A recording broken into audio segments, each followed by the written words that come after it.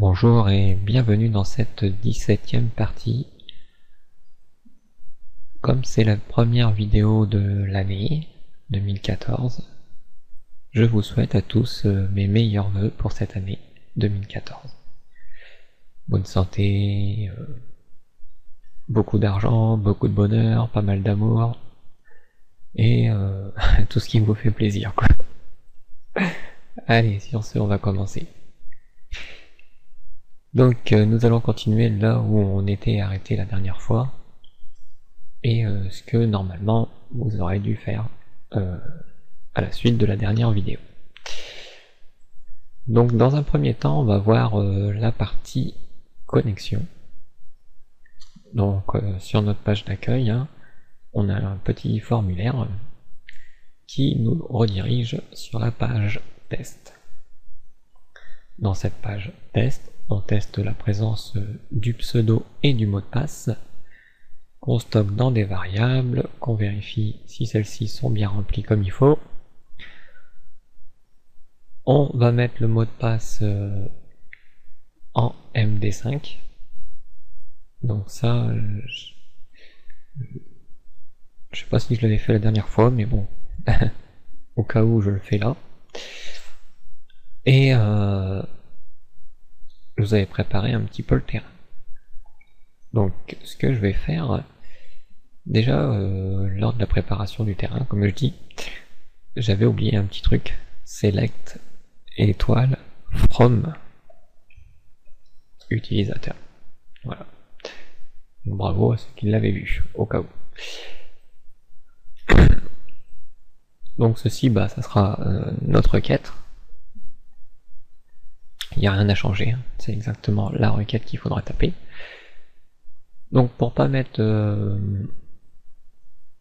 tout le code de requête ici, je vais simplement le mettre dans le fichier de configuration.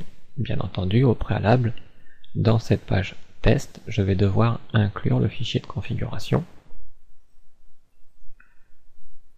Donc un petit require once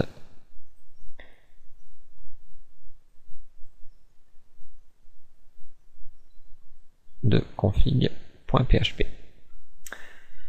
Dans le fichier de configuration, je vais me créer une fonction. Je vais laisser getUser, ça on en aura besoin peut-être par la suite.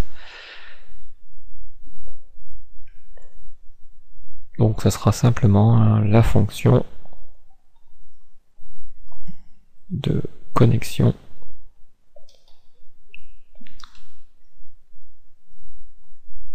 d'un utilisateur.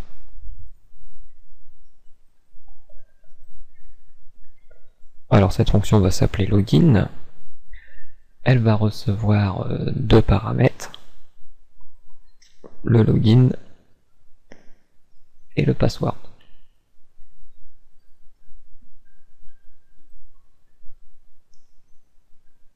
En même temps, je vais, puisque dans la page test on a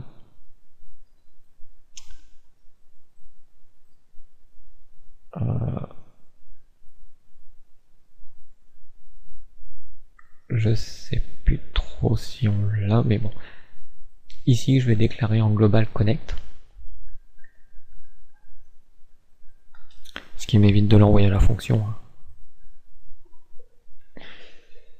Connect, pour rappel, c'est l'objet de connexion PDO qui se connecte à MySQL, bien entendu.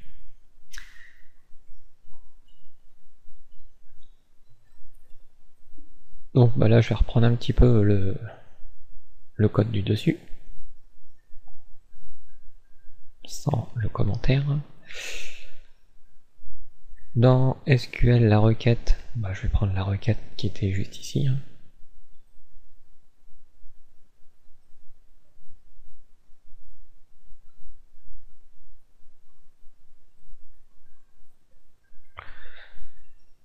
Donc on sélectionne tous les champs provenant de la table utilisateur, quand le login vaudra login et que passe vaudra le mot de passe. Donc dans l'exécute, là je fais attention, c'est pas BDD mais c'est bien connect que j'utilise. Donc dans l'exécute, comme je disais, ça sera un tableau dont la clé login vaudra la variable login passée en paramètre à la fonction,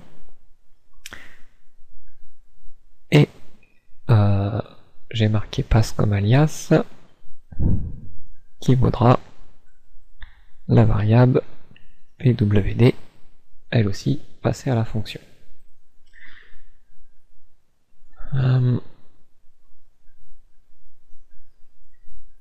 Donc ici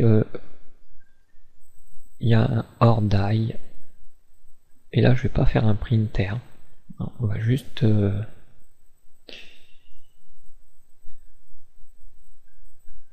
je vais enlever le printer tout simplement.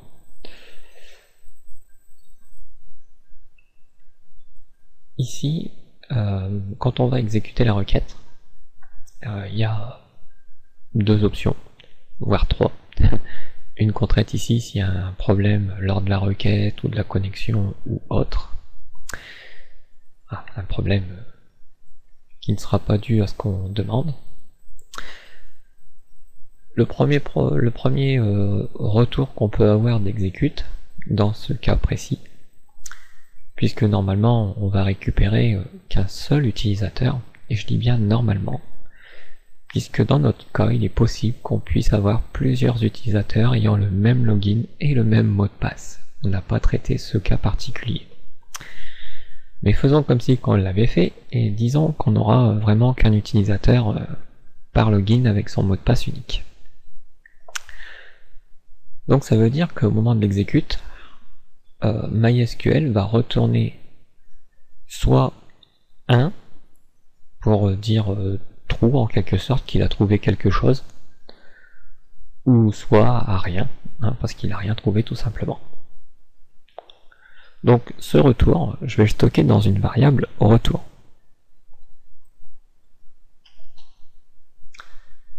Voilà.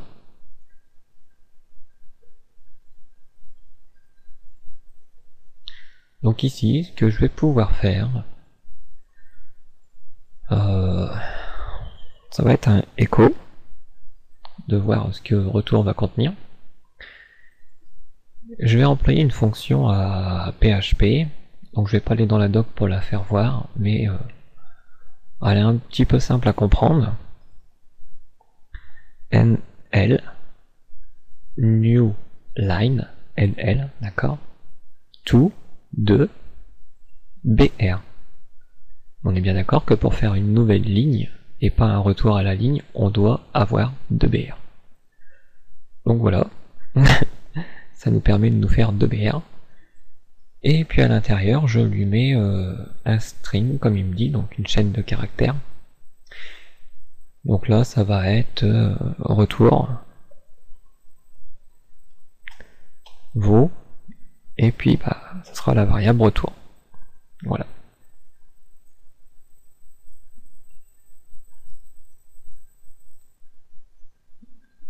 Donc je vais copier ma déclaration de fonction pour venir l'appeler dans ma page de test.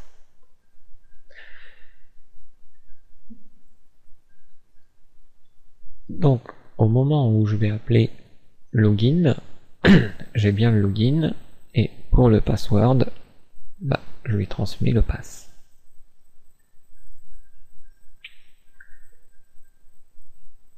Et pour l'instant on va rien toucher, on va juste laisser ça comme ça.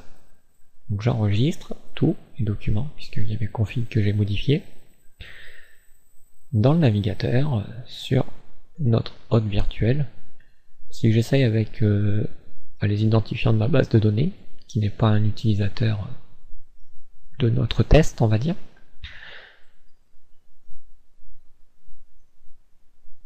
il me dit qu'il m'a connecté.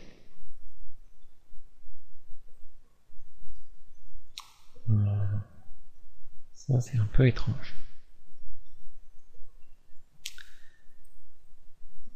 Alors voyons voir ce qui a pu se passer.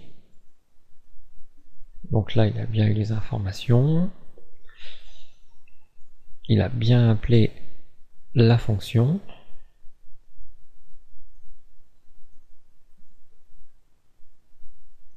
et celle-ci. Donc là je vais pas faire un echo mais un return. Je vais retourner ce qu'il y a là-dedans, hein, tout simplement. Donc c'est un simple message, un texte si on préfère, qui va arriver dans test, et c'est ici que je vais faire l'écho. Donc l'écho bien sûr qui sera le retour de cette fonction, qui sera forcément le message qu'on vient de préparer dans le fichier de config. Donc j'actualise bien la page et je me connecte. Alors, je vais essayer un mot de passe bidon, test. Donc non, il y a un problème, il me répond toujours OK. Alors qu'est-ce que j'ai oublié? Donc j'ai bien le login, qui est bien le pseudo, qui vient d'index par un get. Donc là, pas de souci. Ensuite,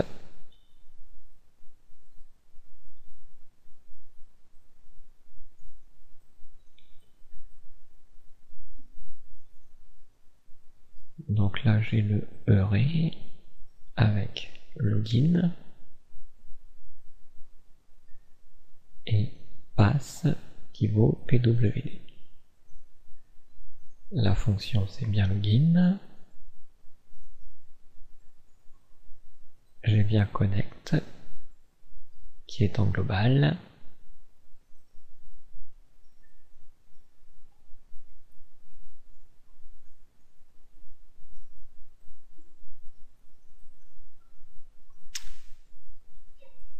Alors, le plus simple ici, limite, va être pour le moment de faire un simple debug de ce que contient la variable retour, pour voir un peu où se situe le problème. Ensuite, je repars dans test, et là je fais pas un écho, hein, puisqu'il va rien se passer ici. On revient à l'accueil, et à nouveau je teste.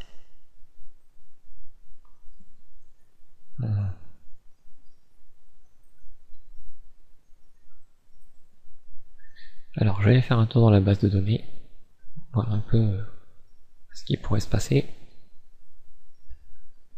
Ah, pour le mot de passe, hop. Donc notre fichier hein, qui est stocké dans notre hôte virtuel, qui nous sert à ça justement.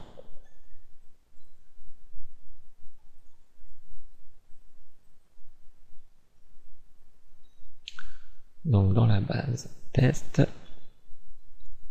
dans la table utilisateur, nous avons deux utilisateurs, aucun login qui s'appelle test, donc il n'est pas logique qu'ils me répondent que ça va. Alors, voyons voir la requête. Donc,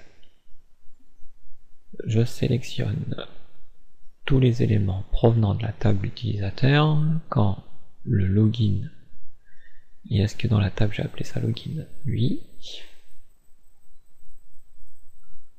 Vaut l'alias login, qui lui-même vaudra la variable login, et que le mot de passe, qui s'appelle bien pass, vaudra bien le mot de passe. Ensuite, la requête, je me connecte en mode préparé.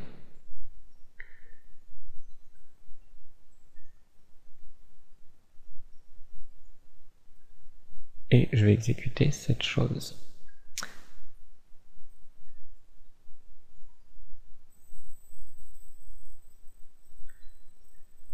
Ensuite, qu'est-ce qui se passe dans le test?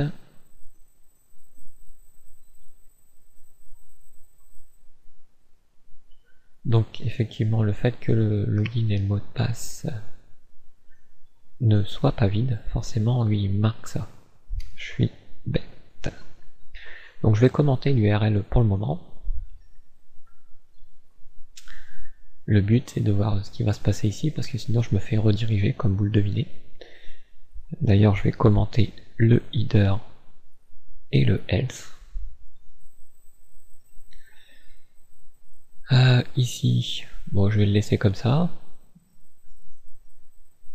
Là je vais refaire comme j'ai fait tout à l'heure. Echo NL2BR avec comme message retour égale la variable retour. Voilà, on enregistre et on est reparti. Donc j'essaye justement avec les identifiants de connexion à la base de données. Et on voit là il me dit retour égale 1. Donc on voit en haut pseudo test et le mot de passe, celui-ci.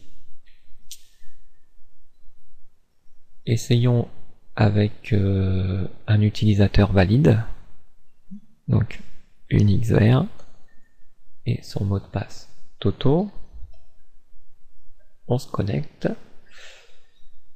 pseudo unixver, password Toto, retour 1.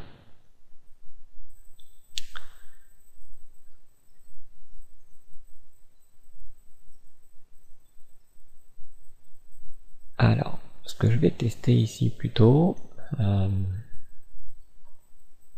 dans un premier temps, on va faire un debug de retour, savoir s'il contient plus que 1.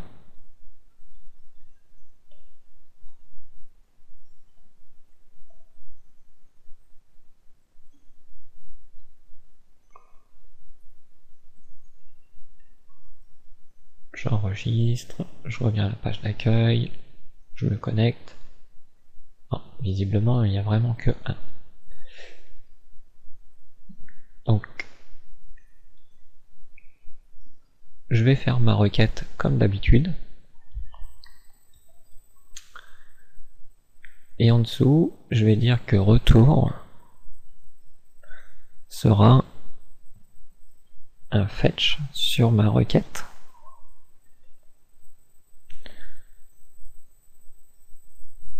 Pour voir ce que retour va justement contenir. Le but, comme vous comprenez un petit peu, c'est pas de retourner forcément 1, parce que dans le cas où ça va bien, il me retourne 1, et dans le cas où normalement ça va pas, il m'a retourné aussi 1. Le but est de distinguer quand ça va de quand ça va pas. Donc je réessaye avec des trucs qui vont pas normalement.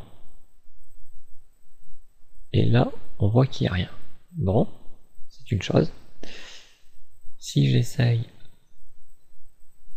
avec unixver et son mot de passe Toto, là, effectivement, on récupère bien l'ensemble de l'élément. Et surtout son identifiant. Donc, ici, on va simplement tester si dans retour, on a l'index ID.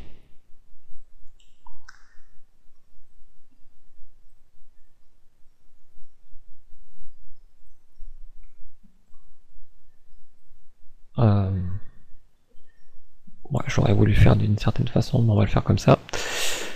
Si retour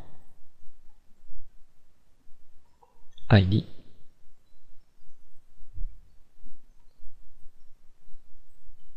donc on va tester sa présence, si il a été défini, s'il existe. Donc i7.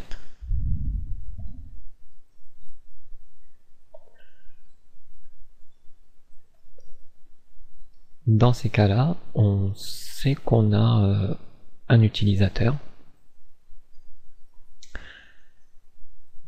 Et on pourrait, par exemple, soit on renvoie le message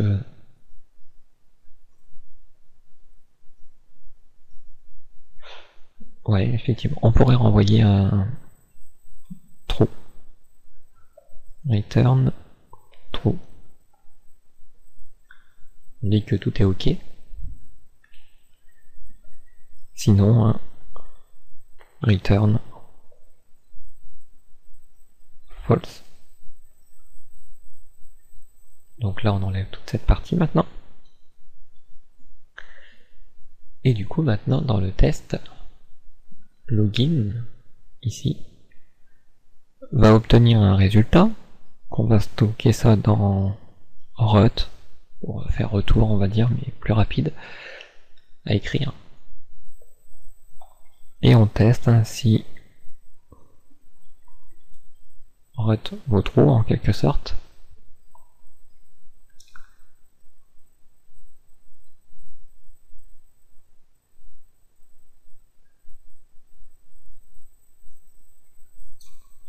Donc si ça vaut true, effectivement on pourra envoyer l'URL comme quoi c'est ok. Sinon, bah, on va envoyer l'URL à une copie de cette URL comme quoi ça va pas.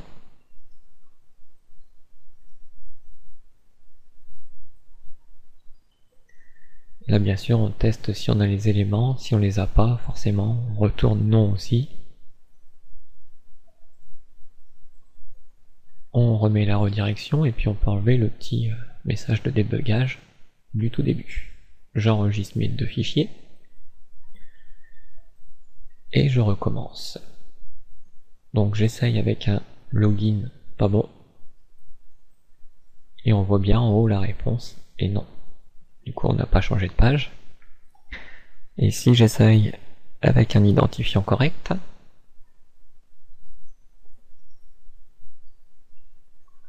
bah on se retrouve bien connecté.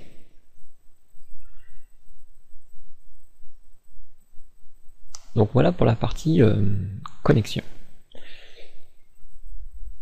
On y reviendra par la suite. Ensuite, on a la partie enregistrement. Alors pour la partie enregistrement, hein, l'action se redirige sur cette même page. Donc ça peut être bien, mais en même temps, ça peut un peu poser souci, surtout au niveau des messages. S'il y a des messages d'erreur, bref. On peut toujours essayer, mais on verra bien. Donc là-haut, on teste la présence des paramètres. Du moins une partie des paramètres, puisque l'histoire du mot de passe, on le teste en dessous. D'ailleurs, le mot de passe, une fois qu'on le teste, ce qui serait bien, c'est de vérifier l'égalité de ces deux mots de passe. Alors pourquoi on fait ça, hein? C'est parce que quand on fait un hachage du mot de passe, comme vous l'avez vu dans la leçon précédente, une majuscule d'une minuscule, d'un espace, ou peu importe, s'il y a quelque chose qui a différé, et ben si l'utilisateur n'a pas fait attention au mot de passe qu'il a tapé la première fois, et qu'il enregistre, et ben la prochaine fois qu'il va revenir, s'il a cru qu'il avait tapé son mot de passe mais que la touche majuscule n'était pas enfoncée ou des trucs de genre, et ben ça marchera pas en fait. Donc c'est pour ça qu'on le demande de le taper deux fois pour être bien sûr que voilà, vous le tapez correctement. Donc bah là tout simplement on fait le test de lead set. Ensuite on va faire le test du empty. Donc ça, bah, je peux le remonter directement dans ce if.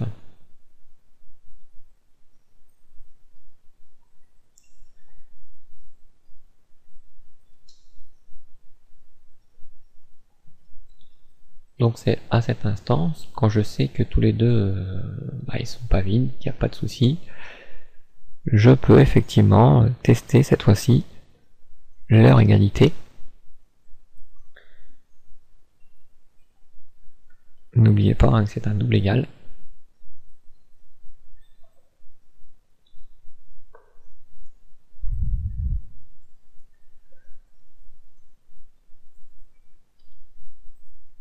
Et en dessous, on va voir l'autre partie. Donc ici, ce qui serait bien, c'est de pouvoir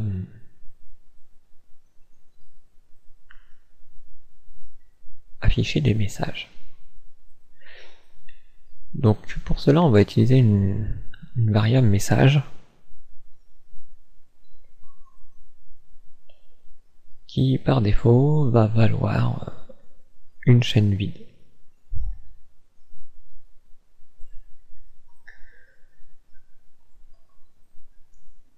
Ici, si les deux mots de passe correspondent, déjà je vais pouvoir prendre le mot de passe en lui-même et lui appliquer la méthode md5. Donc pwd sera égal à md5 de pwd.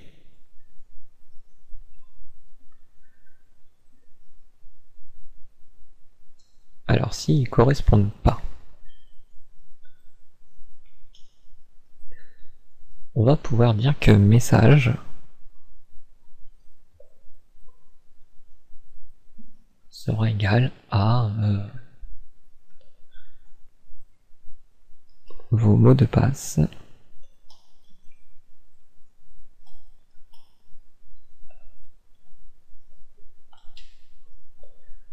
ne correspondent pas.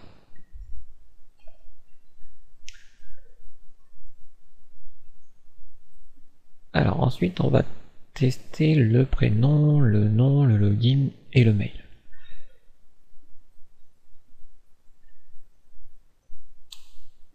Donc ça, il est vrai que je les faisais un petit peu à part. Alors c'est bien de les... à part, pardon. Je les faisais tous en même temps. C'est bien de les faire en même temps, parce que ça fait un peu moins de lignes à écrire.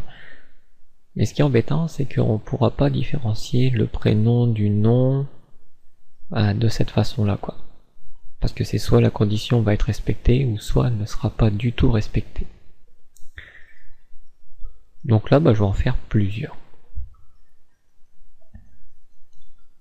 Donc je vais écrire la syntaxe, la structure, et puis je vais la dupliquer.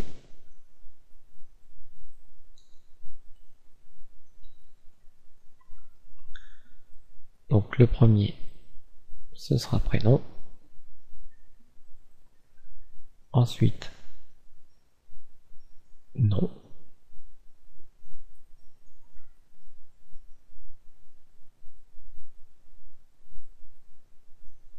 Login et le mail.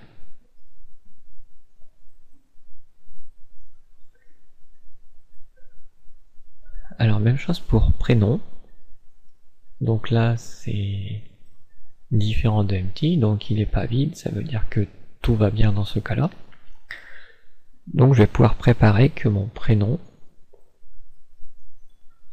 sera égal à la méthode, la fonction ucFirst, qui permet de mettre la première lettre en majuscule, au cas où l'utilisateur l'aurait oublié.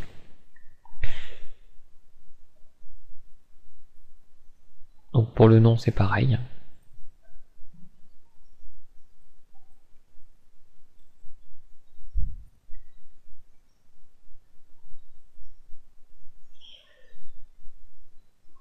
Ensuite, le login et le mail. Alors là, ce que je vais pouvoir faire,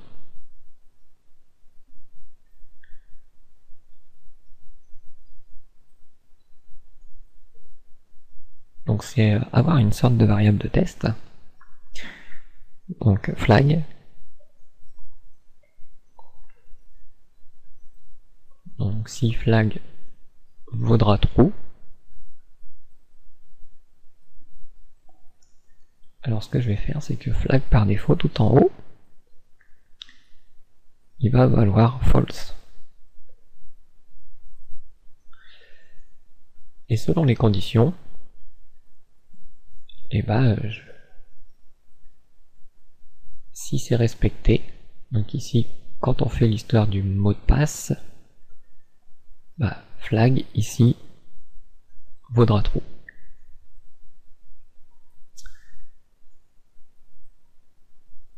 Même chose ici, il vaudra true. Là, il vaudra true. Là et là. Donc là où il vaudra false, ça sera ici. Et dans... Et c'est tout, hein, je vais pas faire des signaux pour ça.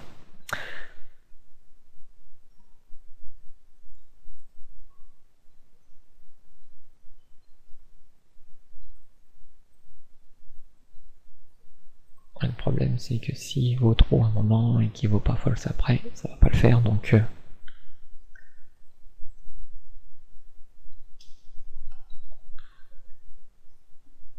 Hop. D'ailleurs ça va servir pour la suite.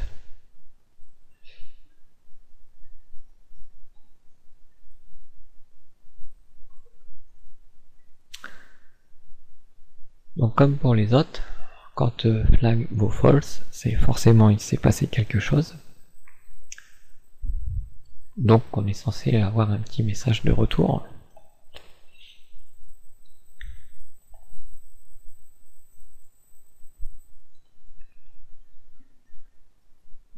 Alors ici,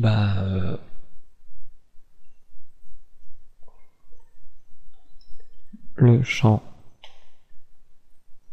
prénom est requis et le caractère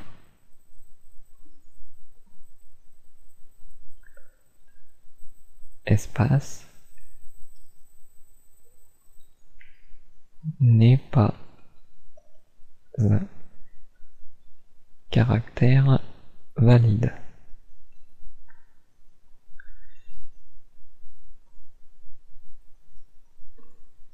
Voilà, donc le message pour le prénom, il est bon. Pour le nom, c'est le même que le prénom, hein, sauf qu'on va juste dire non. Pour le login, même chose.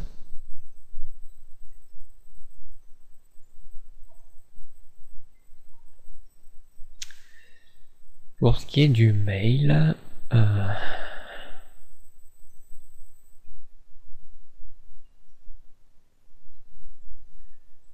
donc il y a une possibilité de vérifier si l'adresse mail est une adresse mail valide en PHP. Mais alors comme ça c'est nouveau, je ne sais plus exactement comment se présente cette fonction. On va taper mail, hein, tout simplement.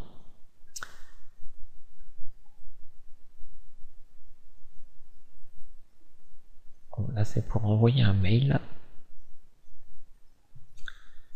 Moi ce que j'aurais voulu c'est vérifier une adresse mail.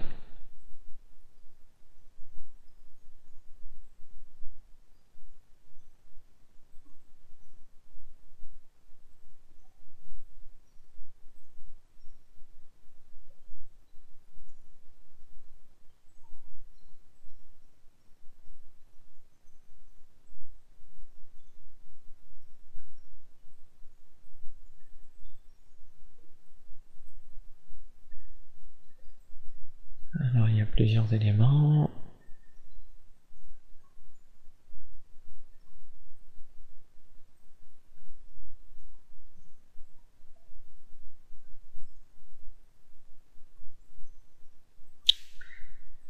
Est-ce qu'on peut le vérifier, mais le problème c'est que ça fait appel à un truc qui est un peu compliqué, on va dire.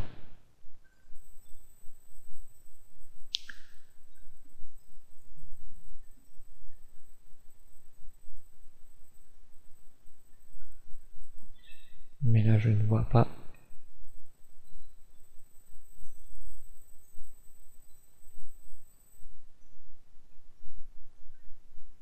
Ouais, normalement c'est un truc de validation, je sais plus trop comment ça s'appelle.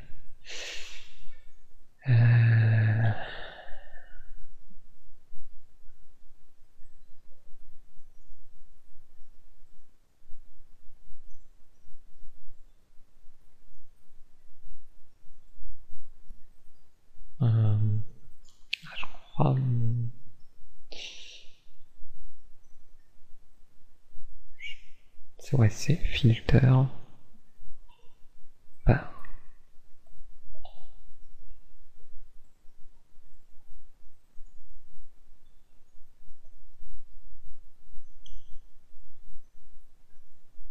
Voilà.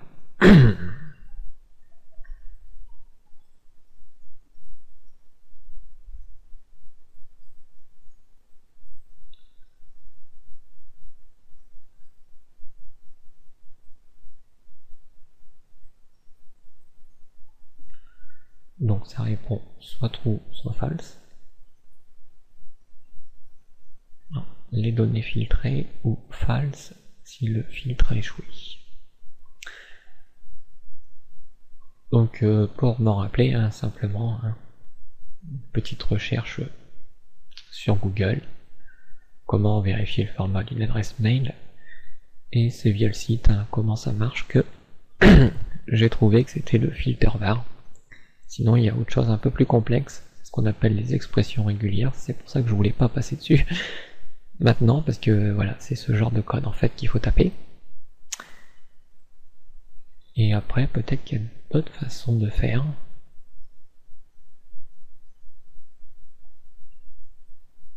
Non, plus simple c'est le filter var, comme il fait voir ici.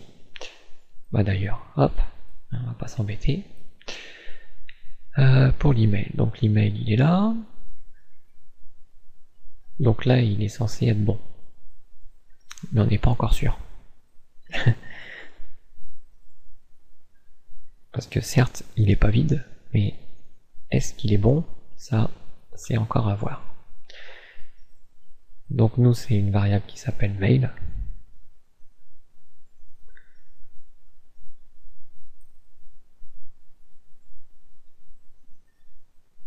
Donc si c'est false, faudra pas que flag vaut true déjà.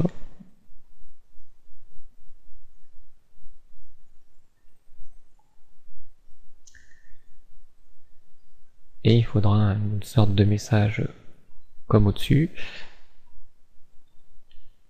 Donc sinon,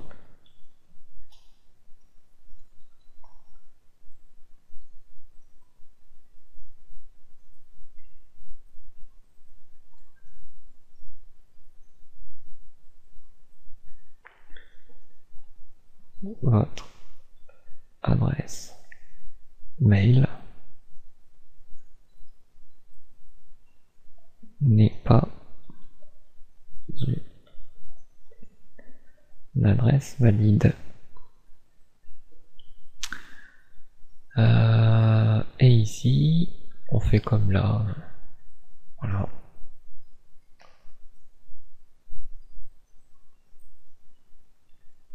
Donc le champ mail est requis et le caractère espace n'est pas un caractère valide. Après ces quelques petites conditions, on vérifie ce que vaut flag. Donc si flag vaudra false,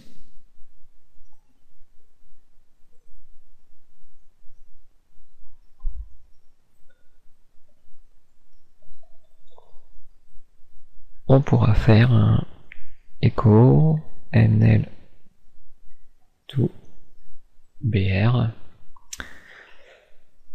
de notre message.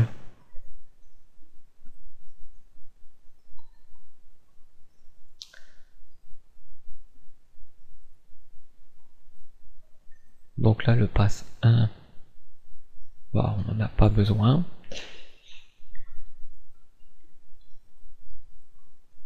Donc là où on pourrait normalement faire l'insertion en base de données, bah, on va faire le même principe que pour la connexion.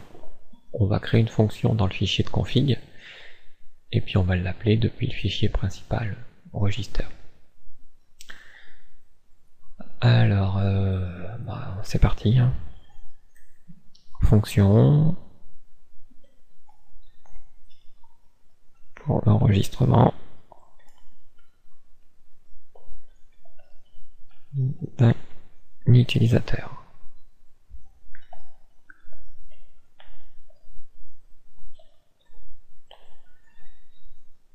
Donc cette fonction register va recevoir un prénom, un nom, un login,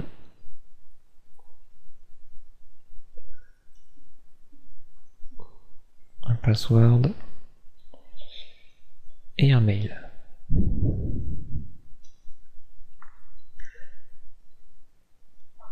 Toujours en global l'objet de connexion à MySQL, donc connect.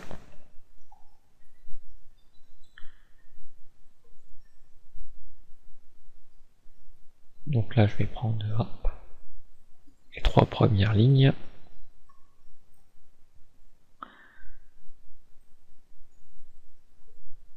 Donc login pass, ça je vais le laisser.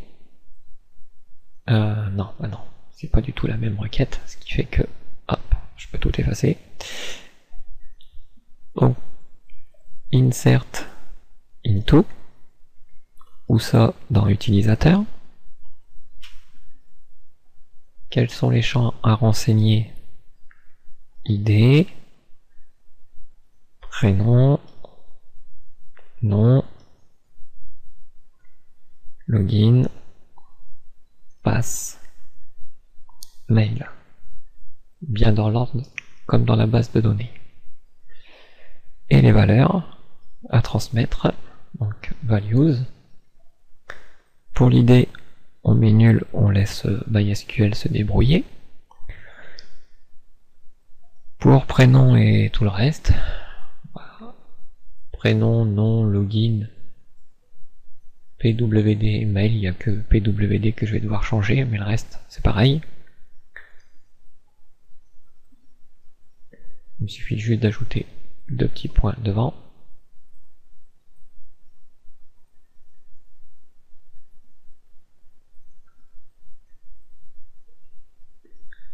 Et ce sera PWD, ou même pas, je peux laisser pass ici. Donc c'est ici, dans le array, donc login pass, bah je les laisse. En plus je l'ai appelé pass, et là c'est PWD, donc ça va bien. Faut juste que je précise ceux du début. Donc prénom. Faut pas que j'oublie que c'est un alias qui vaudra la variable prénom. Ensuite, on a le nom.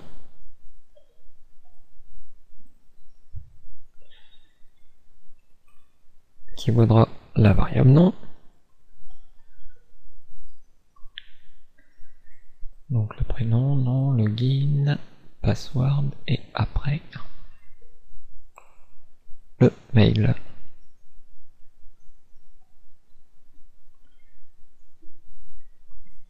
Qui est dans la variable mail.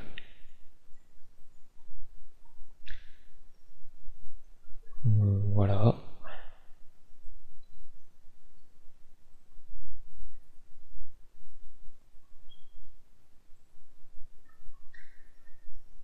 Alors, hop, je vais prendre la déclaration, enfin plutôt sa signature.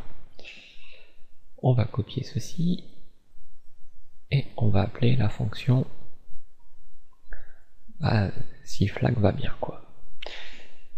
Donc là on passe prénom, puisque c'est les mêmes variables, prénom, nom, login, mail, et il n'y a que password, non c'est bon lui, puisque je l'ai appelé aussi PWD. Donc là j'oublie pas le point virgule. Alors même chose, donc savoir si tout se passe bien.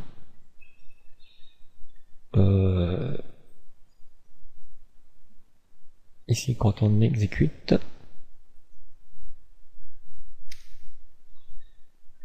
alors on va faire la même chose que tout à l'heure.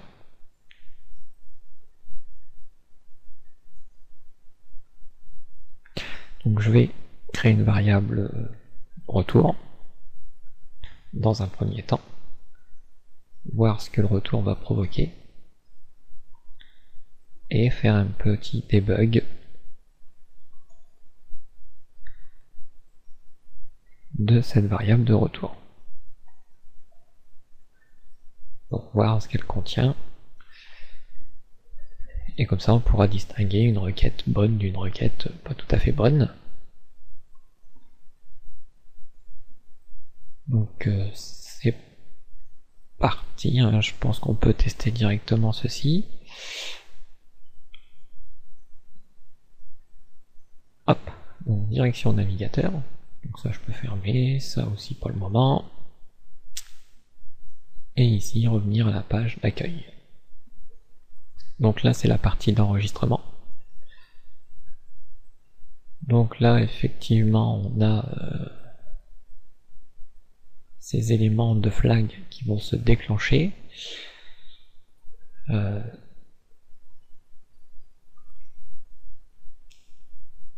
En même temps c'est sûr on teste ça.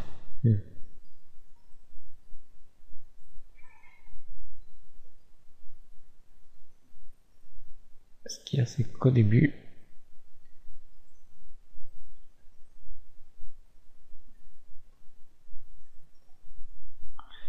donc on fait des trims à cet endroit là. Je vais utiliser cette fonctionnalité on va dire.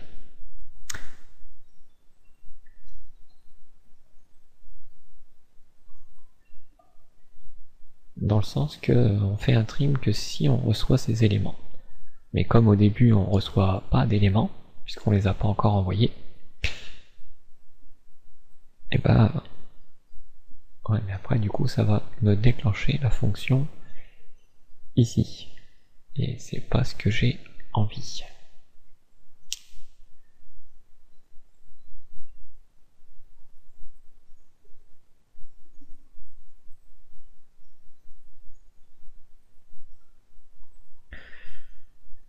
Donc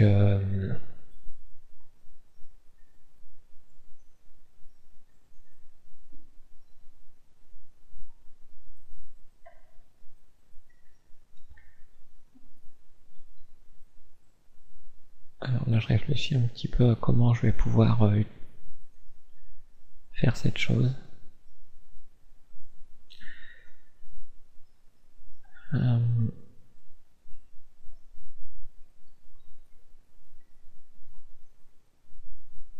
Ce qu'il y a c'est qu'il faudrait pas que je les mette et sinon après le empty.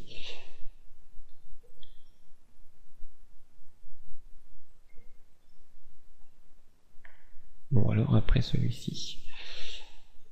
Mais là c'est pareil puisqu'au début je vais pas envoyer d'éléments.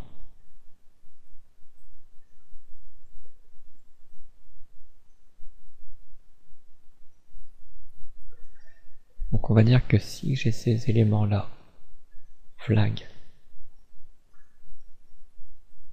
vaudra true.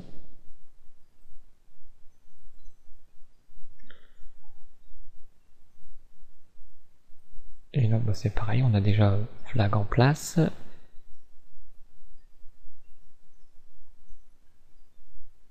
Sinon flag vaudra false.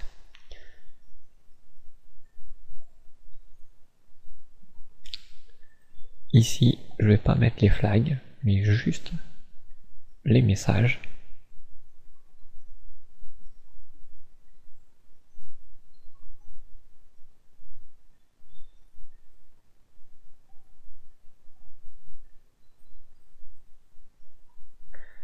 Donc là le fait qu'il n'y a qu'une condition, puisque là je fais des choses précises dedans, avec nom et prénom, mais là login comme je fais rien, je vais simplement tester s'il est vide, et dans ces cas là, bah, s'il est vide, j'affiche le message.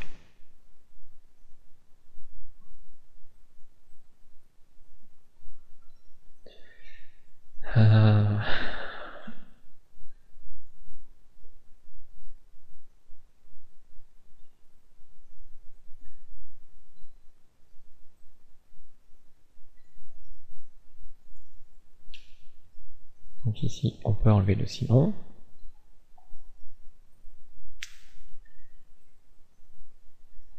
Ici j'ai dit qu'on pouvait enlever les flags.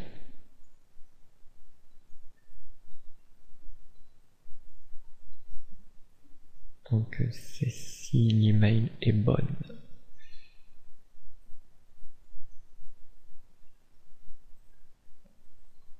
Donc là on va faire l'inverse, si c'est pas bon.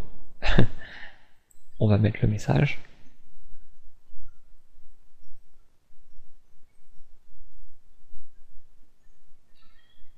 Comme ça, on peut enlever le else. Et là, si l'email n'est pas vide, on teste et au cas où, on affiche dans le message. Donc maintenant, flag. Donc là, c'est si flag vaut true. On fait ce qu'il y a à faire là-dedans. Sinon, on utilise le message. Et flag est true que si on a bien des paramètres. Ici, j'ai pas besoin de le mettre sur false.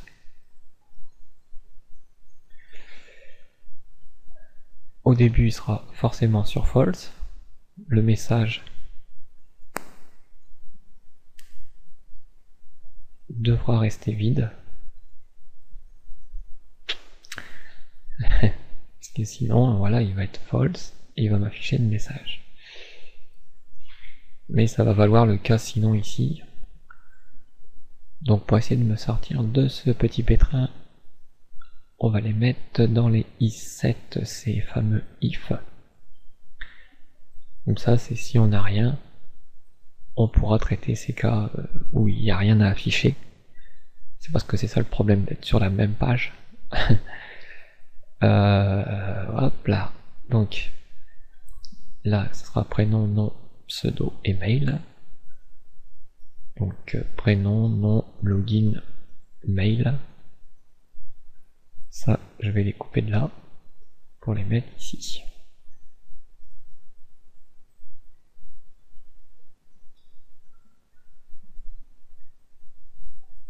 Et pour ce qui est des mots de passe,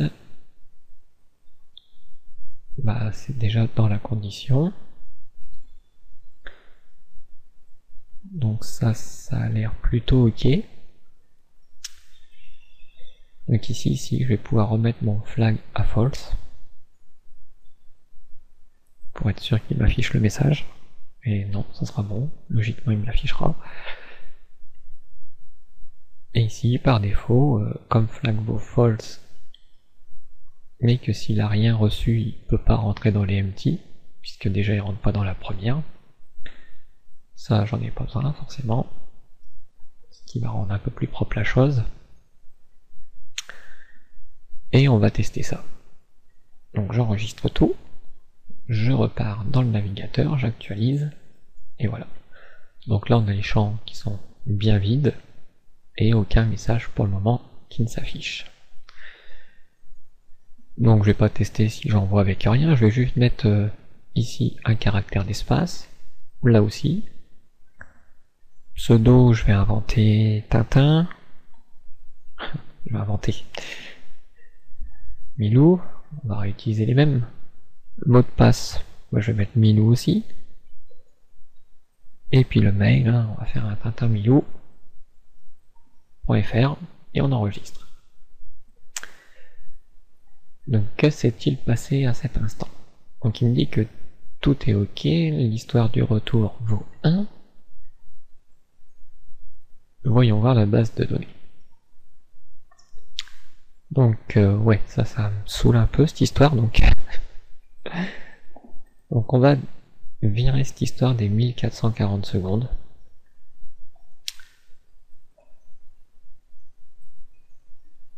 Donc pour virer ça, on va aller faire un tour dans le serveur, dans les applications, dans phpMyAdmin,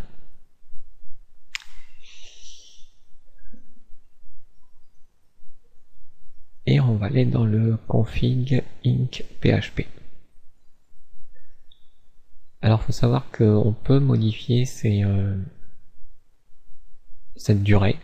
Donc cette durée, elle se trouve, elle, dans serveur, binaire, PHP, PHP la version, et le fichier php.ini, qu'on peut aussi éditer. Donc dans php.ini, c'est une partie qui s'appelle session. Donc vous voyez, il y a des trucs qui sont encadrés comme ça. Il faut trouver celui qui est session.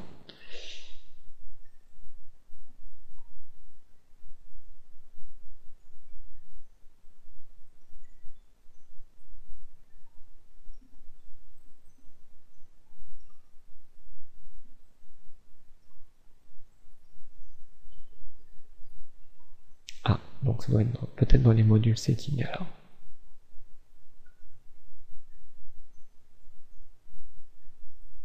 Là, je cherche ce qui est entre crochets.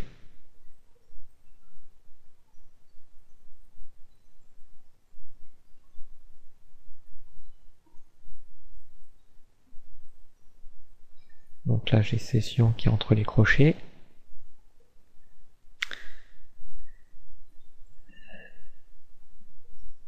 Et où est-ce qu'il est?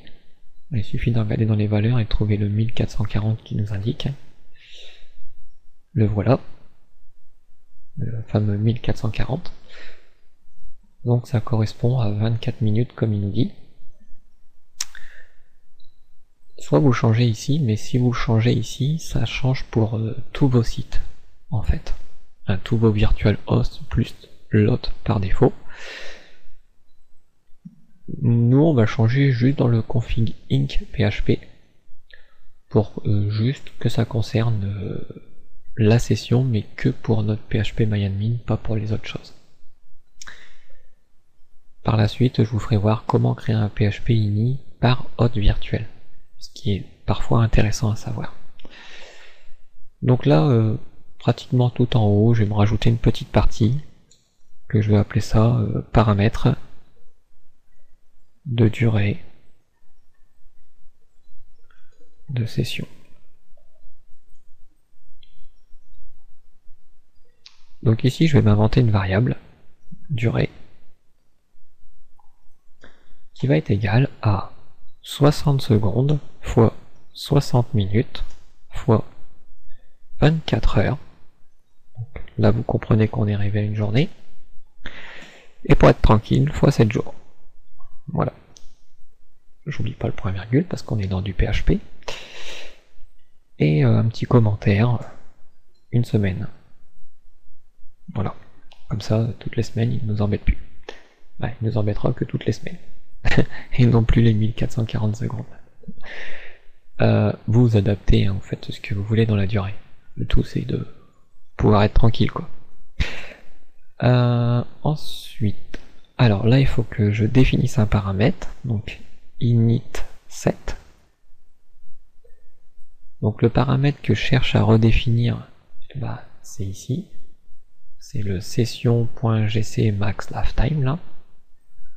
Hop, je copie ça. Ça, je le mets entre cotes, entre guillemets simples, virgule, le deuxième paramètre, parce que init7, comme vous voyez, c'est une fonction.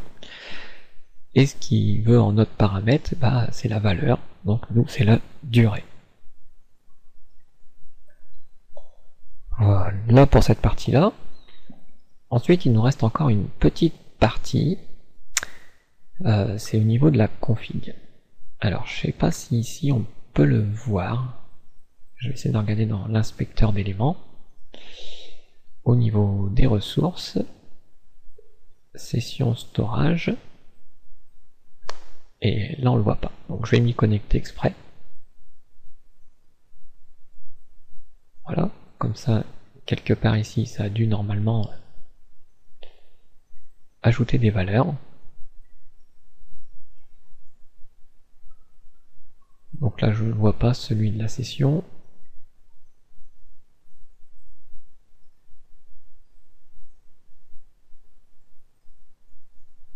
C'est étrange, je pensais qu'on aurait pu le voir. C'est pas grave. Donc là au passage on voit que notre enregistrement a fonctionné. Même les champs vides. Donc ça c'est un truc qu'on va devoir régler. Et ce que j'étais parti à faire, hein. Donc je pensais trouver la valeur pour vous la faire voir, sinon il faudrait faire un debug de la variable session. Typiquement on peut le faire. Si je viens dans l'index, là tout en haut, j'ai pas inclus le fichier, donc je vais prendre test, hop, comme ça, je copie cette ligne, je la mets là-haut, et ouais mais là c'est pas PHP MyAdmin, donc on va pas trop le voir. Alors, on va essayer quand même. Debug de la variable session, en même temps j'ai pas démarré de session. Bon, c'est pas grave, on va quand même faire ceci. Et juste au-dessus on va faire un session start pour justement démarrer une session. Donc j'enregistre ma page d'index, je reviens sur ma page d'accueil et on voit que la session est vide et qu'il me l'indique pas. Bon, c'est pas grave, pour gagner du temps, hein, je vais vous le dire tout simplement. Donc c'est la variable CFG qui est un tableau comme on le voit. Donc, je vais me faciliter, hop. Et ici, l'index qu'on doit utiliser, c'est login cookie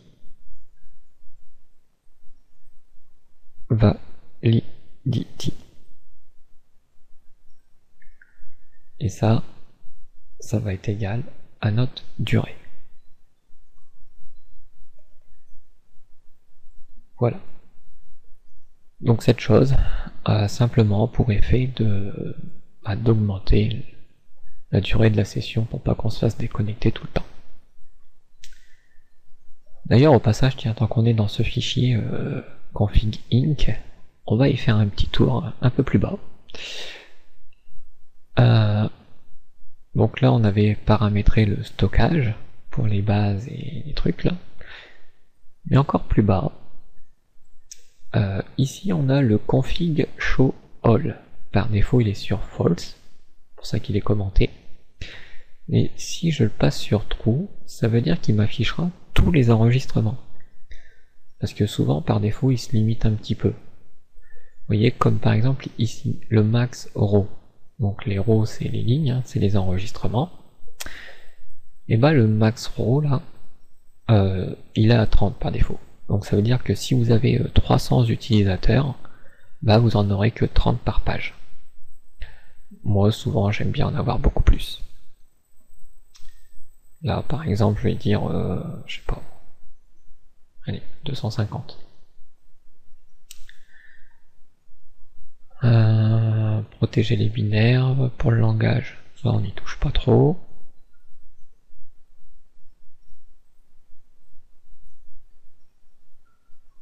Donc pour l'historique, bon, ça peut être utile parfois d'activer l'historique. Et en même temps, combien d'éléments vont rester dans l'historique? Donc il propose 100, par défaut autant laisser 100. Et ça apparemment c'est un tout nouveau truc. Donc je vais pas y toucher. Donc j'enregistre mon fichier de config inc php. Alors ici il n'y a pas besoin de redémarrer Apache puisque c'est un fichier PHP. Et le PHP ini on va le fermer pour le moment, on y reviendra certainement plus tard. Quant à ce que j'ai fait ma petite modification de session start là, bah ça me sert à rien, c'était juste pour essayer de vous faire voir quelque chose. Je vais l'enregistrer. Et c'est tout, hein, c'est voir maintenant pourquoi notre enregistrement s'est fait. Donc ici, pour garder la session qu'on veut, déjà je vais quitter. Donc là j'ai fait une erreur quelque part.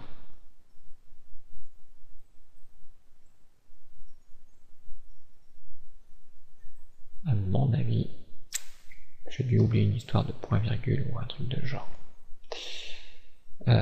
serveur, application, apps, php-myadmin, config inc, avec notepad. Alors, point virgule, point virgule, point virgule.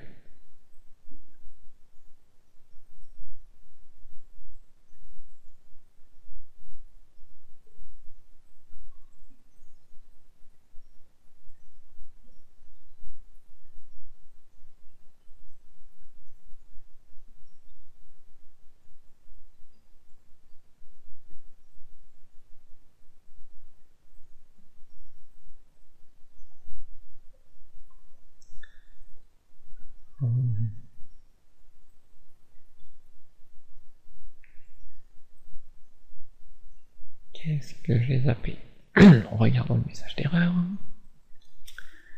Link call to undefined. Donc la fonction init7 n'existe plus. Donc quand c'est comme ça, et bah hop, direction documentation PHP, dans le champ de recherche, et on essaye de trouver ce qui remplace ce truc là. Closet match.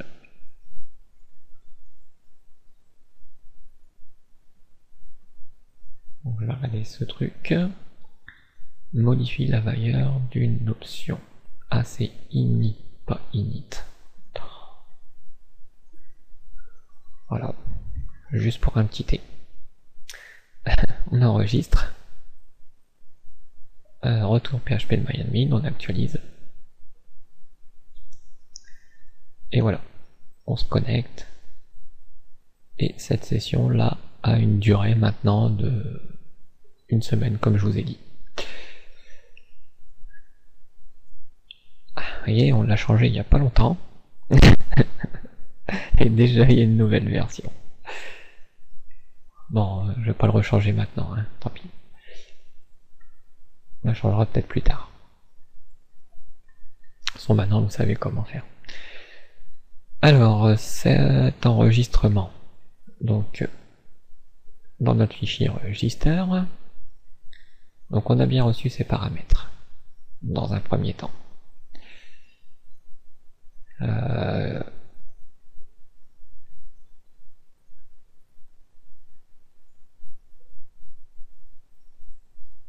Alors là, j'essaie de voir pourquoi je mets flag true directement, puisque le prénom, le nom, c'est pas sûr qu'il soit bon. Sinon, on n'aurait pas ces fameux sinon. Donc, flag false dans le cas sinon. Bien le remettre à cause du trou que j'ai mis là-haut. Si le login est vide, dans ces cas-là, hop. Ici. Et dans ce sinon, ici. Dans tous les autres cas, tout est bon, donc on ne touche pas au trou et ça restera trou. Voilà. Et du coup, bah, ça évite de le faire passer dans la petite fonction register ici, pour enregistrer des bêtises comme on l'a vu. Donc hop, je vais effacer l'enregistrement 4. Voilà. Je vais repartir sur la page d'accueil, dans l'enregistrement, j'essaye un prénom avec un espace, un nom avec un espace. Ici, on va remettre Tintin.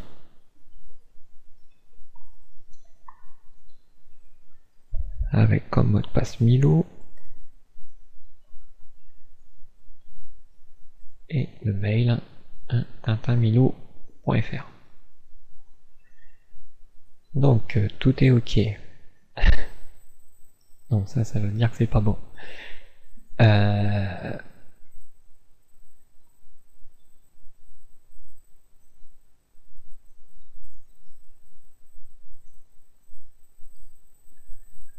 Bon, au cas où les deux mots de passe correspondent pas, mais normalement c'est pas la peine de lui dire ça.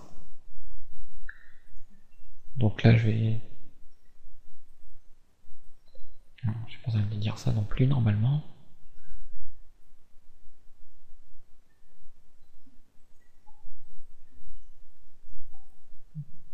si on fait des trims, on teste si c'est pas vide.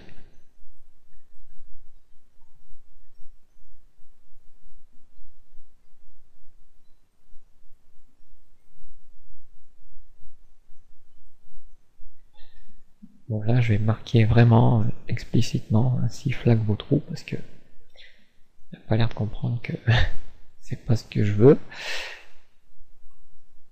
Hop, après entre les langages de programmation des fois c'est un petit peu différent. Donc j'efface. Et je vais réactualiser la page hein, pour simplement lui renvoyer le même enregistrement. Ouais, sauf que bah lui il a fait la même bêtise. Non, il y a un truc qui va pas dans mes conditions.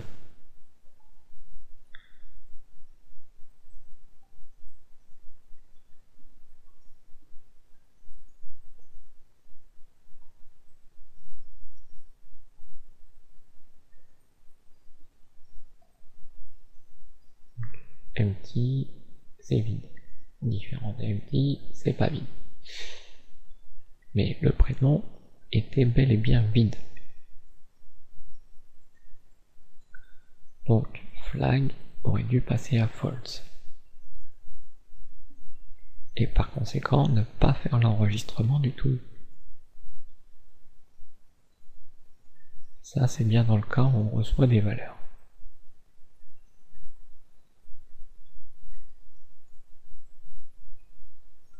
Donc même si je dis qu'il vaut trou ici, du moment que c'est pas bon là,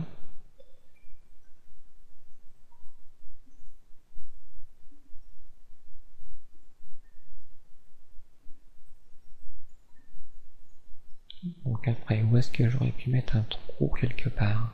Ici. Donc ici.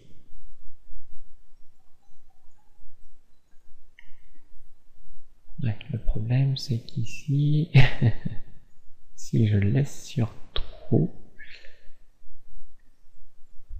ouais si je vais le laisser comme ça, parce que ça, même si je mettais false, en fait arrivé ici, vu que les deux mots de passe correspondaient, il remettait false à trou, et du coup bah il fait l'enregistrement. Comme je répète tout à l'heure, hein, chose qu'on veut pas qu'il fasse. Donc j'enlève l'enregistrement 6 maintenant. Et même chose, je vais réactualiser avec le même formulaire. Et là, c'est bon, le champ nom est requis. Donc disons que dans nom, je vais lui donner Milou, le pseudo Tintin, le mot de passe Milou, Milou, et l'adresse tintinmilou.fr. Donc je laisse bien le champ prénom d'un caractère vide. Donc on voit bien que c'est le champ prénom qui pose problème. Donc ici on va bien remplir le prénom et le nom. Le pseudo aussi. Le mot de passe. Alors je vais écrire Milou. Et puis je vais faire une erreur, je vais écrire Mouli. Et le mail, je vais mettre le bon. J'enregistre. Donc là on voit bien le message comme quoi nos mots de passe ne correspondent pas. Donc à côté on peut toujours vérifier, hein, aucun enregistrement se passe. Donc Tintin, Milou, pseudo Tintin, mot de passe Milou, Milou, cette fois-ci sans erreur. Par contre on va faire une erreur dans le mail, on va juste écrire Tintin. Voilà.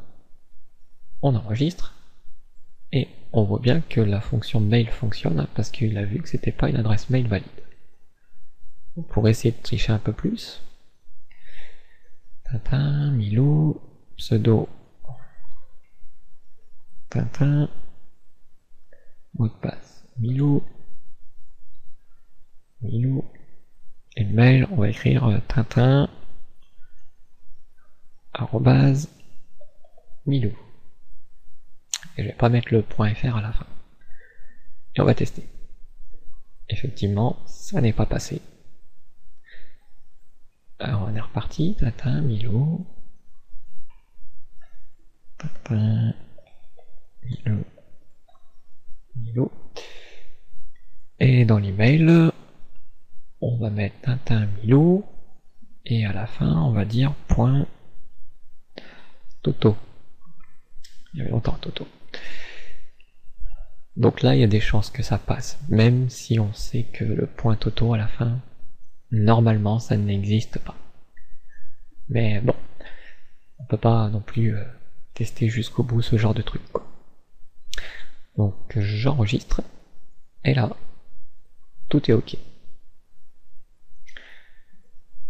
Donc on voit bien que nos fonctions fonctionnent, hein, parce que j'avais écrit justement Tintin sans majuscule exprès. Donc on a bien la majuscule pour le prénom, pour le nom, le login, le mot de passe a bien été encrypté comme on voulait, et notre mail. Donc si on vérifie ça dans nos enregistrements, on a bien l'enregistrement qui s'effectue. On va pouvoir tester notre utilisateur. Donc Tintin et le mot de passe Milou. Voilà. Donc notre Tintin Milou peut se connecter. Donc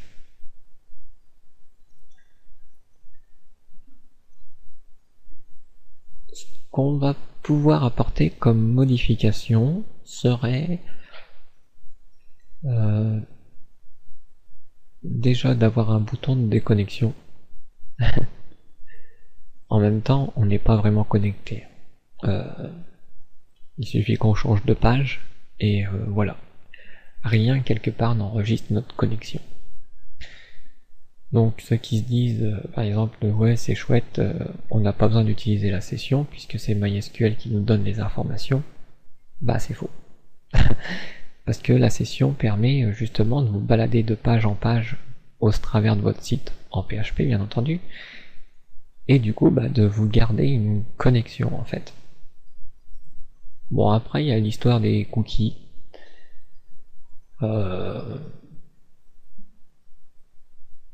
Mais je vais pas les utiliser les cookies. Bah je sais pas, moi je les ai pas encore utilisés. Ça fait des années que je touche à PHP, et pour l'instant j'en ai pas eu trop besoin. Donc bon.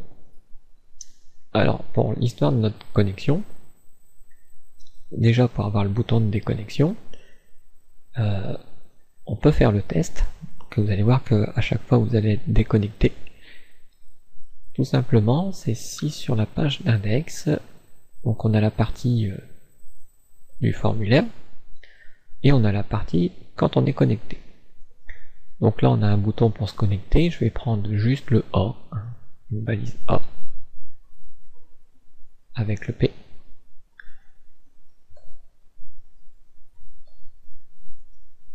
Hop.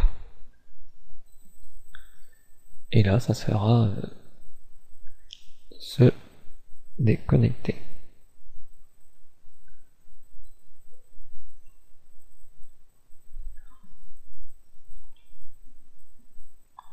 CTRL-C. Ensuite, on va mettre un autre bouton juste en dessous. Et ça, je vais marquer accueil.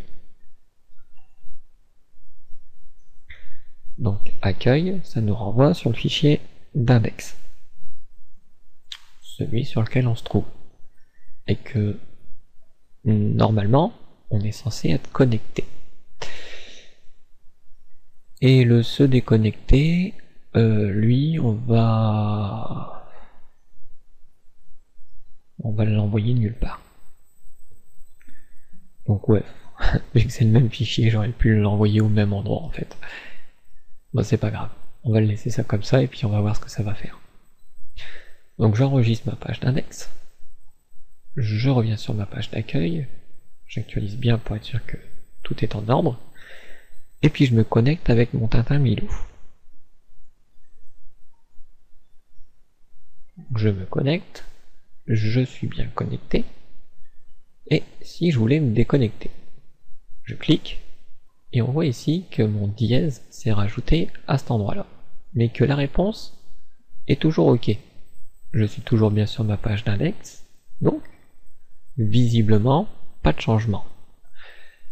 Alors que si je cliquais sur accueil, alors on voit que je suis sur la page d'index. Mais vu qu'il n'y a plus de get par derrière, ça veut dire que ma page d'index me voit comme si j'étais pas connecté. Donc en d'autres termes, ce qu'on fait, se connecter avec la base de données, en réalité on se connecte pas. Ce qu'on fait, c'est juste vérifier les informations que l'utilisateur nous transmet par rapport à celles qu'il nous a déjà transmises et qu'on a stockées nous, pour en faire une comparaison, et c'est tout. C'est pas ça qui fait que ça connecte vraiment l'utilisateur. Ça vérifie un utilisateur, mais ça le connecte pas dans le sens où vous connectez comme à Facebook par exemple. Donc pour connecter un utilisateur, en fait il va falloir démarrer une session. Et on a déjà vu dans le jeu d'Ubuntu c'est quoi les sessions. Et quand on va démarrer la session, il va falloir que dans la session, quelque part, on enregistre notre utilisateur. Pour vérifier, par exemple, à tout moment, si dans la session, on a bien un utilisateur de connecté. Et en plus, on pourra même vérifier si cet utilisateur a le droit de faire ceci ou cela, puisqu'il sera présent dans la session, donc sur toutes nos pages du site. Et en plus, ça évite de se reconnecter à MySQL toutes les 5 minutes pour savoir s'il a le droit de faire ci ou ça. Il suffit de stocker en session, simplement. Donc, après, stockez pas votre base de données dans la session, hein, c'est des limites qu'il faut prendre ça. Donc on va voir l'histoire de justement de cette connexion, pour faire en sorte qu'elle soit persistante, qu'elle reste, et puis qu'on puisse se déconnecter par la même occasion. Et puis on verra aussi comment ajouter un petit avatar à notre utilisateur. Donc on est parti, donc ça veut dire que à l'index, ça m'envoie dans test, et dans tous les cas, la plupart du temps, je charge config. Donc là pour l'instant je ne l'ai pas encore chargé dans index, mais je vais le faire dans toutes mes pages.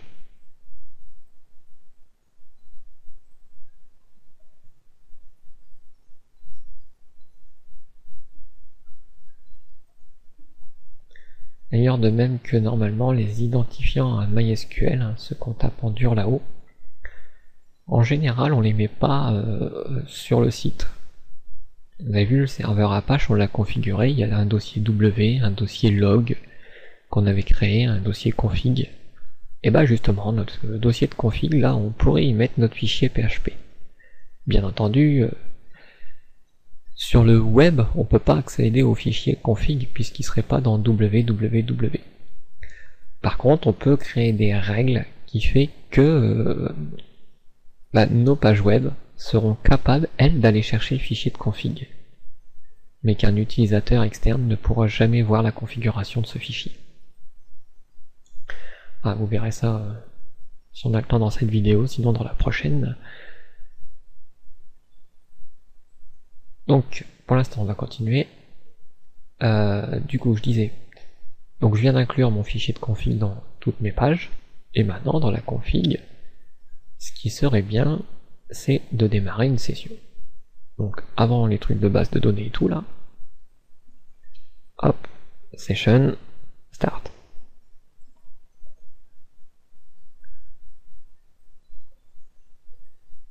Voilà, ma session démarre. Donc ensuite, au moment de la connexion, ici, on va récupérer un utilisateur. Donc cet utilisateur, on l'a un petit peu vu dans notre variable de retour, elle contient des choses, cette variable. Et avant de retourner true, puisque c'est ici que ça m'intéresse, parce que si ça retourne false, j'ai pas envie de connecter l'utilisateur, c'est que ça va pas. Donc ici, je vais dire que dans ma session, donc là, la super globale,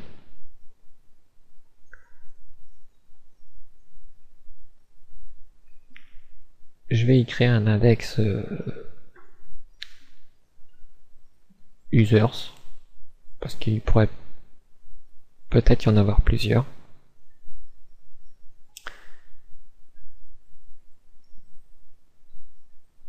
Et ça, bah justement, je vais utiliser le push. Donc c'est array push. Ça, il va falloir le mettre dans un tableau. Le tableau, c'est notre session à l'index user. Et qu'est-ce qu'on va mettre dans... Qu'est-ce qu'on va les pusher, qu'est-ce qu'on va ajouter dans ce tableau? Bah, c'est simplement retour. Puisque lui, là-dedans, il y a toutes les informations qui peuvent nous intéresser. Voilà. Donc on va voir cette chose. Donc j'enregistre tous mes fichiers. Et je reviens sur ma page d'accueil. Donc je vais me reconnecter en tant que Tintin Milou.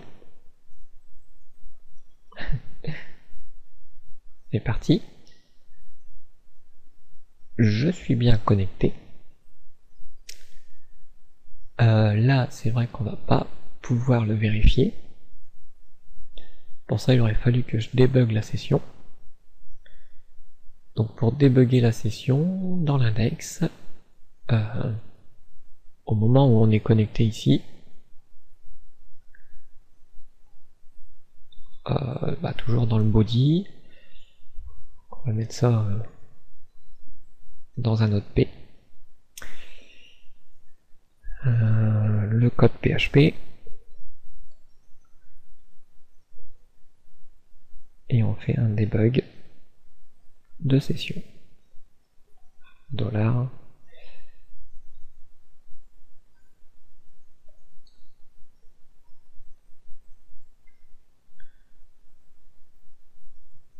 Avec le point virgule.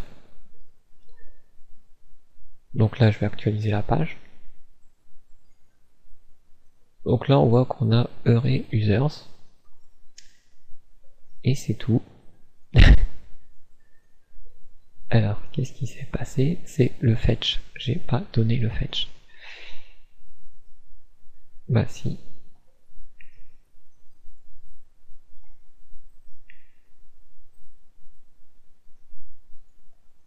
Bon.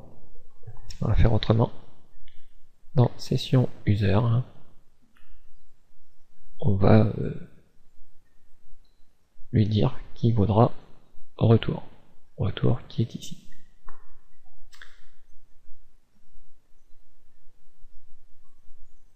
Donc j'actualise.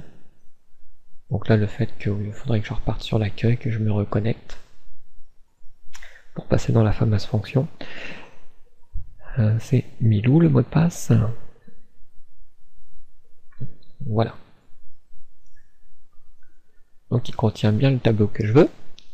Alors là, le truc c'est que je vais ouvrir ici avec le Chrome une fenêtre de navigation privée. Je vais revenir sur mon site de test. Et puis là, je vais me connecter, mais en tant qu'UnixVer. Un autre utilisateur. Et c'était Toto, je crois bien. Hop. Et ici, on voit bien que dans la session, j'ai bien un seul utilisateur de connecté, qui est UnixVer. Si je reviens sur mon utilisateur de tout à l'heure, Tintin, et que j'actualise, on voit bien que ça reste Tintin. D'accord? Donc ça, c'est pour vous clarifier les choses de la session, c'est qu'elle est unique à chaque instance de navigateur. On avait un autre utilisateur, mais je sais plus ce que j'avais mis comme mot de passe. Donc c'est sûr que c'est pas Toto, sinon ça aurait donné le même résultat. Donc je sais pas. Puis je peux pas le changer comme ça. Mais sinon j'aurais créé un autre utilisateur et vous fait voir si j'ouvre encore une nouvelle fenêtre de navigation privée et que je me connecte sous un autre utilisateur, et bah il y aurait 3 utilisateurs différents connectés. Voilà. Par contre, dans une même fenêtre, comme là, vous pouvez pas avoir 2 utilisateurs en même temps. C'est un peu logique. Donc maintenant qu'on sait que notre utilisateur est dans la session, donc après c'est pareil, il y a ID, 0, prénom, nom. Bon là c'est moyennement bien, on va dire. Parce qu'on n'aurait pas besoin des index 0, 1, 2. Juste simplement les informations de base. Et voire même on n'a pas vraiment besoin de toutes ces informations. Ce qui nous intéresse principalement, c'est l'identifiant, si on a besoin de le retrouver rapidement. Parce que le prénom et le nom, voilà. Le login, il n'y en a pas trop besoin, ni du mot de passe, ni du mail dans l'immédiat. Si le mail on veut le récupérer, il suffit de faire une requête avec l'identifiant et on récupère le mail quand on a besoin. Et on n'a pas besoin de traîner ces informations là sur toutes les pages du site, quoi. Donc pour ce faire, on y va dans session user. Ici on va lui mettre plusieurs index. Alors soit je mets un tableau indexé, ou soit je mets directement les index, je vais mettre un tableau indexé. Donc array. Alors le premier index ça va être id, qui vaudra retour id. Ensuite un autre index qui sera prénom,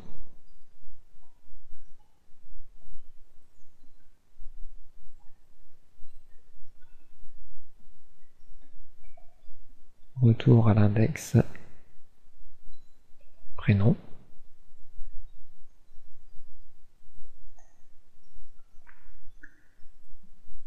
le nom, toujours pareil, retour à l'index nom,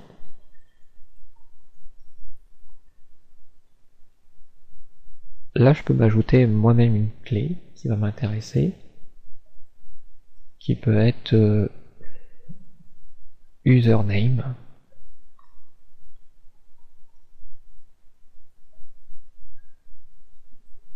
qui va être simplement le prénom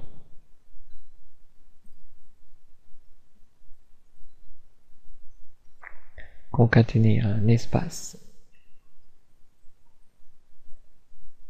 et du nom. C'est pour avoir un nom complet en quelque sorte.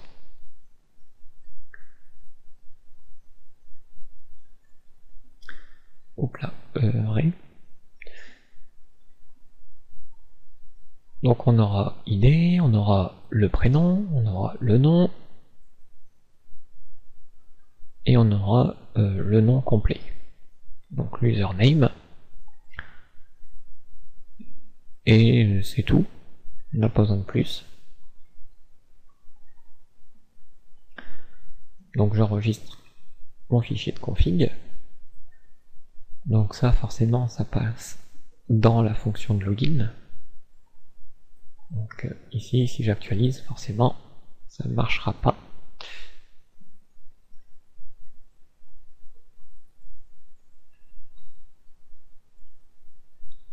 Et on voit bien que maintenant on récupère que les informations qui nous intéressent. Hop, je reviens dans le mode tout à fait normal. Même chose, avec le Tintin Milou.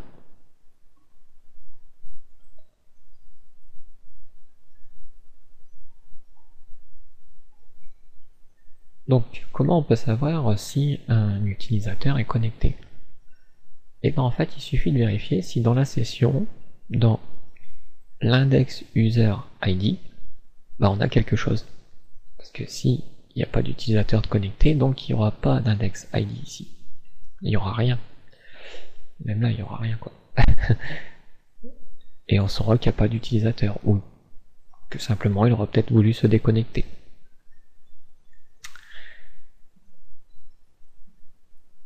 D'ailleurs, on peut le voir ici, c'est si on clique sur se déconnecter, ce qui serait bien, c'est de voir cette partie-là là, se modifier.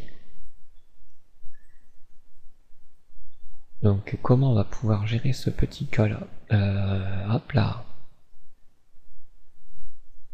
Donc ici, quand on veut se déconnecter, il faudrait qu'on l'envoie quelque part.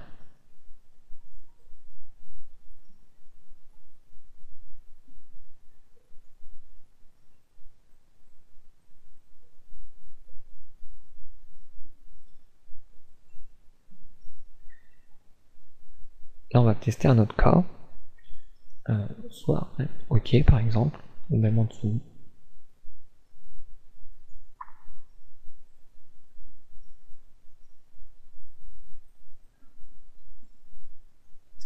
Donc si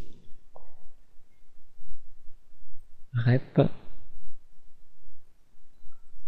au... Allez, on va appeler ça kit.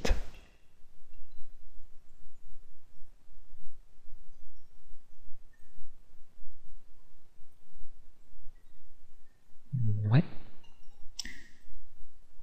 Donc si rep vos kit, on appellera une fonction qui va s'appeler logout.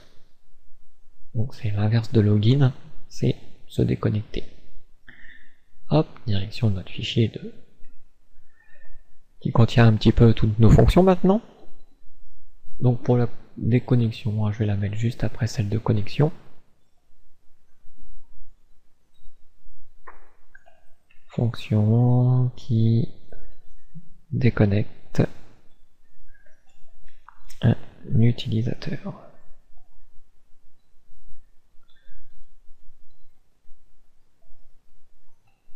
Function logout.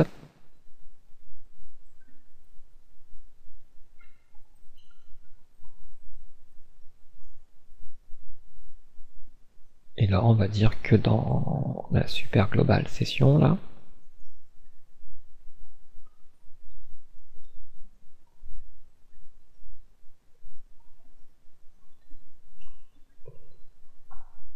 est égal à du vide. Donc, ouais, non, il faut dire heureux.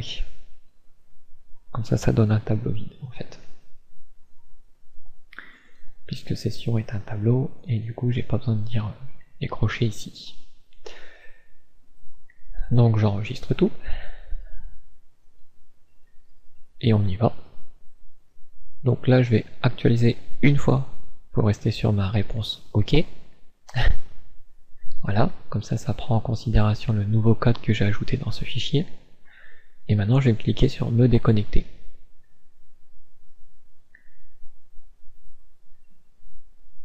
Alors, visiblement, ça n'a pas fait ce que j'attendais. Oui, en même temps, j'ai pas envoyé kit. Donc ici, il faut que je lui dise que index.php,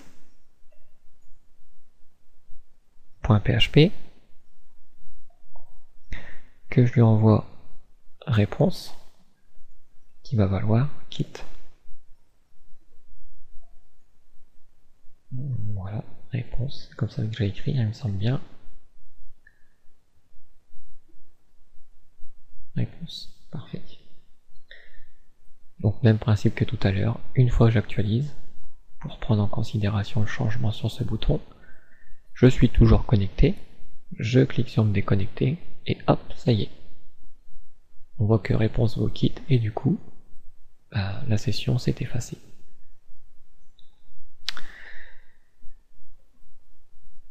Bon, on a vu la connexion, la déconnexion, allonger un petit peu la durée de phpMyAdmin. Le fait de garder un utilisateur en session, pouvoir le déconnecter à tout moment.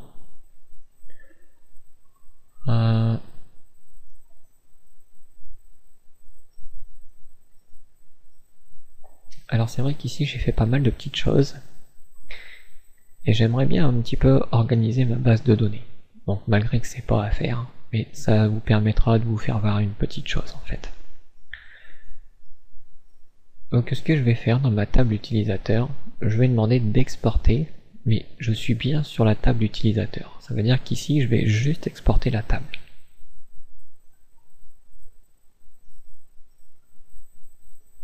Donc je le laisse en rapide et j'exécute. Donc ça me sort un fichier SQL. Donc, comme vous voyez, ça le télécharge, donc dans le répertoire de téléchargement. Je vais venir l'éditer avec Notepad++. Ce qui est en vert, c'est des commentaires. Ce qui est en bleu, c'est compris. Et ces trucs-là, c'est des trucs spéciaux. Mais vous pouvez supprimer ces trucs-là, c'est pas très important. Donc moi, ce qui va m'intéresser ici, c'est déjà la première partie. Create table if not exist. Créer une table si ça n'existe pas. Le nom de la table, c'est utilisateur.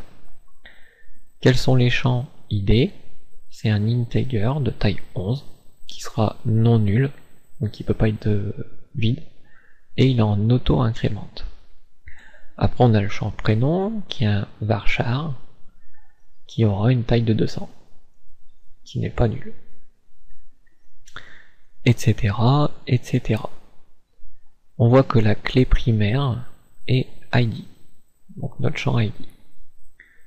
Engine, c'est le moteur de stockage qui est InnoDB. Ici, on a le chartset en latin 1. Donc ça serait bien à changer en UTF-8, mais on va pas le faire d'ici. Je vous ferai voir comment justement on peut changer au travers de phpMyAdmin. Et ici, on a le auto-increment qui est égal à 8. Et en dessous, notre insert into, utilisateur, tous les champs avec values. Et là on a 1, 3, 7. Bon, je vais tricher, je vais lui dire 1, 2, 3. Et le prochain, c'est 4. Donc, auto-incrément, le prochain, c'est 4. Et voilà. Je vais enregistrer ce fichier utilisateur SQL qui est dans le dossier de téléchargement. À nouveau, je vais aller dans les opérations. Toujours sur ma table utilisateur. Et je vais venir supprimer la table. Drop. Vous êtes sur le point de détruire une des tables contenant, voulez-vous vraiment exécuter drop table utilisateur. Donc supprimer une table, c'est ça la requête. Tout simplement. Hop. Et voilà. Il vient de faire le drop. Donc ce qui veut dire que dans test, comme vous voyez, il n'y a plus rien. Donc toujours bien dans ma base de données test, je vais venir importer. Je vais venir choisir le fichier qui est dans mon dossier de téléchargement, celui que je viens de modifier. J'ouvre, il se place, et j'ai plus qu'à aller en bas, exécuter. Aucune donnée n'a été reçue, aucun nom de fichier n'a été fourni. Donc là j'ai dû faire une bêtise. Donc je retourne sur importer, c'est parce que j'ai cliqué sur le côté, je sais pas pourquoi. Hop, et j'exécute. Et voilà, on me dit que l'importation c'est terminé, 11 requêtes d'exécuter. Et on voit que dans test, j'ai récupéré ma table utilisateur. Que si je vais dedans, j'ai bien mes ID 1, 2 et 3. Et que si je regarde dans ma structure, je vois bien que l'auto-incrément est passé à 4. Bon, ici, comment changer le latin 1? Alors, dans la table, dans les opérations, on va pouvoir lui dire ici que l'interclassement, ça va être de l'UTF-8 Et moi souvent je le mets en Unicode, CI pour Case Insensitive, ça veut dire multilingue, l'Unicode. Et Case Insensitive, c'est insensible à la casse, donc il s'en fout des majuscules et des minuscules. Le moteur de stockage, donc il y en a plusieurs. Donc c'est vrai qu'on recommande, ça dépend, InnoDB, MySam, mais en général vaut mieux le décider au début, ces trucs-là. Hein. Parce qu'après, MySQL n'aime pas trop. Donc j'exécute, et il me dit que voilà, il a altère la table, donc il a modifié la table, utilisateur, la table qu'il vient de modifier, il vient de mettre des caractères par défaut sur le setting, sur les paramètres UTF-8. Dans la collation, collate, UTF-8-Unicode CI. Si je regarde à nouveau ma structure, ici, on voit que les champs n'ont pas changé, mais que l'interclassement, lui, a changé. Pour changer chacun des champs, sélectionnez les champs qui sont à changer. Donc là, moi, c'est tous ceux qui sont marqués latin 1. Et je vais demander de venir modifier. Et ici, l'interclassement, on peut venir le changer, remettre UTF-8 comme on le voulait.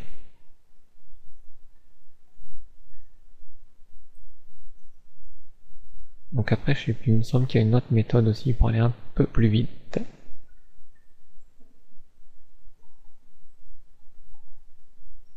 Et là, je l'ai pas en tête. Ah, il faut se promener dans les boutons.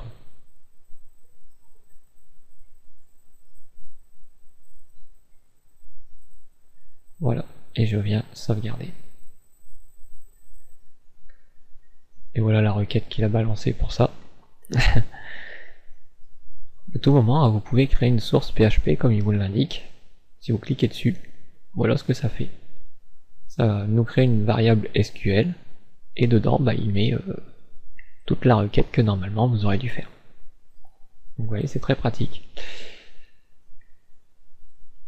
Donc maintenant, ma table utilisateur, dans sa structure, elle est bien en Unicode. D'ailleurs, je vais venir faire ça sur la base de données test.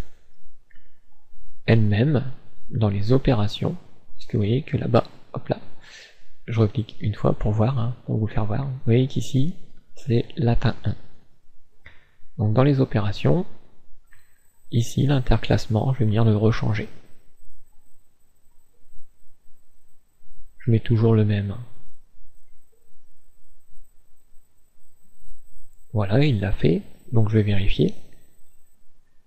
Et on voit bien qu'il l'a passé en Unicode. Et maintenant, carrément sur la base de données, donc sur le localhost, sur tout le moteur de base de données, ici, l'interclassement, là, c'est pour la connexion. Donc c'est pas l'interclassement d'une base. Donc le jeu de caractères du serveur, on voit que lui, il est en UTF-8 Unicode. Donc là-dessus, on est au même point que lui. Je sais pas si on peut lui dire dans ses paramètres.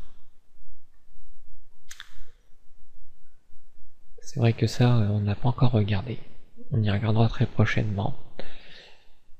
Le jeu de caractères. Donc c'est ici que vous pouvez voir un petit peu à quoi correspondent ces trucs-là que je vous parle, des UTF-8 ou des latin 1. Vous voyez à quoi ça correspond en fait. Les moteurs. Donc c'est là qu'on voit les moteurs aussi. InnoDB, support transactionnel.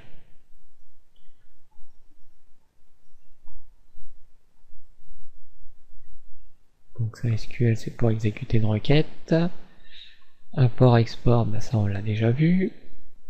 Les variables du serveur. Donc là-dedans aussi, c'est vrai que vous pouvez changer des choses. Chart set connection.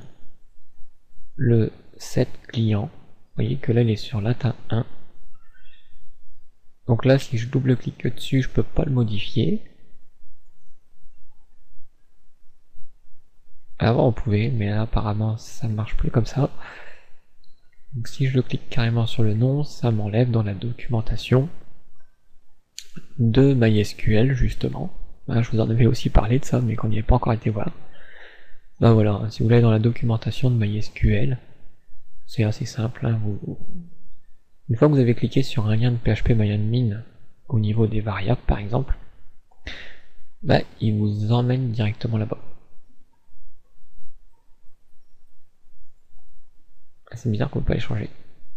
Après ici, quand on va regarder l'adresse, donc doc, ref manuel, version du serveur, pour les développeurs, d'accord, donc pas très difficile à retenir, et ici EN, donc EN veut simplement dire anglais. Si vous voulez le français, vous mettez FR.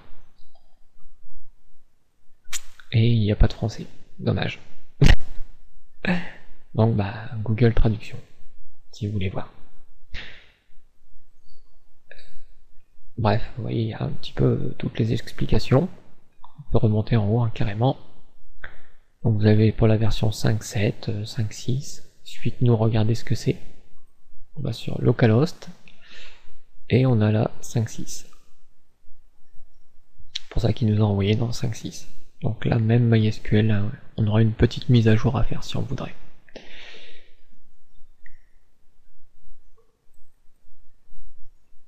Donc voilà. Alors,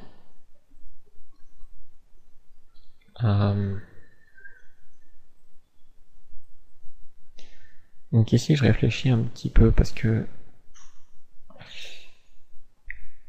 donc on m'avait proposé de faire un forum. C'est bien, mais c'est comme là en fait pour faire des formulaires de connexion et tout.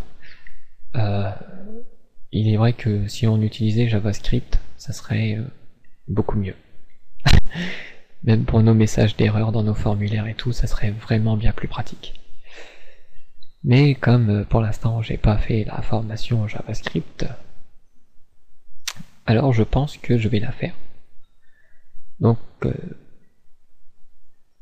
pour moi la PHP, malgré que c'est comme les autres trucs, c'est pas parce que c'était la fin du HTML qu'on n'a pas fait de HTML depuis le temps, quand on faisait du CSS, et comme là on fait du PHP, on fait toujours du HTML depuis le début on va dire. Donc c'est vrai que côté PHP on n'a pas trop fait de CSS, mais voilà, vous comprenez que vous pouvez très... Ah si, on en a fait, dans le jeu du Bonto, il y avait du CSS.